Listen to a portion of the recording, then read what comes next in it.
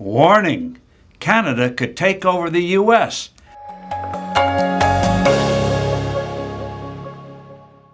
Hello, I'm Steve Forbes, and this is What's Ahead, where you get the insights you need to better navigate these turbulent times. President Trump repeatedly calls for having Canada become part of the U.S. Here's why he and other annex-minded advocates should reconsider. There might be serious and highly unpleasant consequences. Start with the fact that our northern neighbor has 10 provinces and 3 official territories, including the legendary Yukon. Canadians may be quiet types, but that hardly means they'll be patsies at the bargaining table. They won't countenance becoming a single state. They'll condition any takeover on making each of its provinces and territories a separate state. Under our Constitution, each state has 2 senators. That means Canada would come in with 26 senators, enough to be the swing bloc in controlling this chamber. That's frightening enough, but it gets worse. Canada's a very big place geographically. Being shrewd, its negotiators would use American precedent and geographically divide each of their political entities into 2 parts. North Saskatchewan, South Saskatchewan, etc. After all, in 1889, when our Dakota Territory applied for statehood, it was divided in half, North Dakota and South Dakota.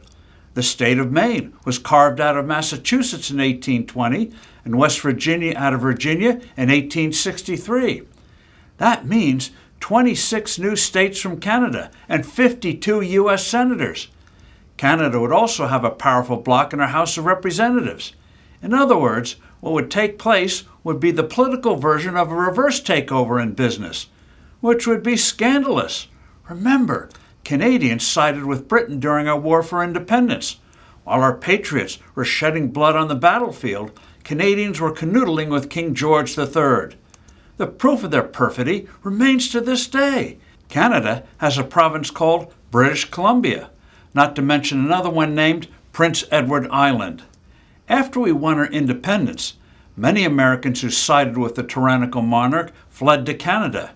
It would desecrate the memory of our patriot martyrs to have the descendants of these traitors end up controlling our country. There are other negative factors. Take Quebec, which is French-speaking. Canada is officially bilingual. You can bet Canadian bargainers would insist that this applied to the U.S. if they were to join us. That alone could be a deal breaker.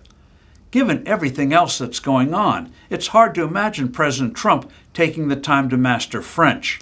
Our northern neighbors are different from us culturally. They're not big noisemakers. And just recall those pro-British Americans who decamped to Canada after we won our independence. Canada was given its independence. We had to fight long and hard to get ours. The American West is symbolized by the cowboy. The Canadian West, the Mountie. Clearly, taking Canada would have serious drawbacks. Instead of gazing at Canada, the Trump administration must focus hard and fast on getting a huge tax bill passed immediately, not by Memorial Day, but now. If the GOP doesn't move swiftly, the economy won't be their friend next year. I'm Steve Forbes. Thanks for listening. Do send in your comments and suggestions, and I look forward to being with you soon again.